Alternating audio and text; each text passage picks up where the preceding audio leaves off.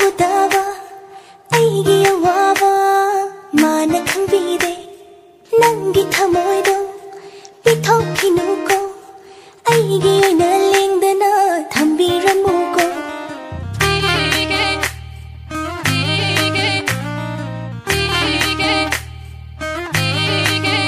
holo nayin jaba mana udaba aigi awaba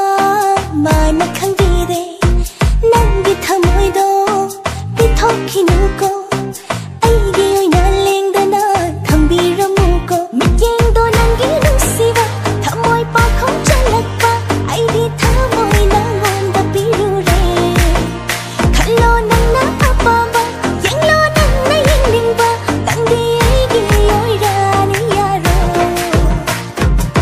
nushi haido hairo dana taninglabani ai pami haido hairo dana yaninglabani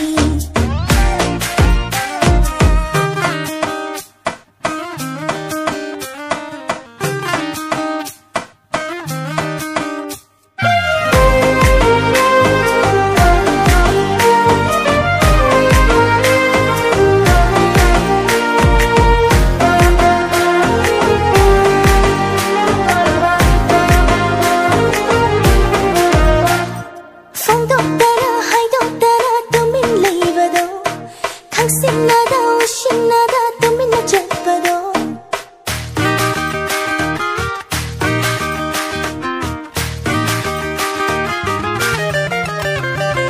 Nara leiba mikin naga pakhong chalanu, kochi thangwa wahai naga chiro tawinu. Ngai jarak pakhoranga, nangi thamoya wada, tahallo ne na padang sidi.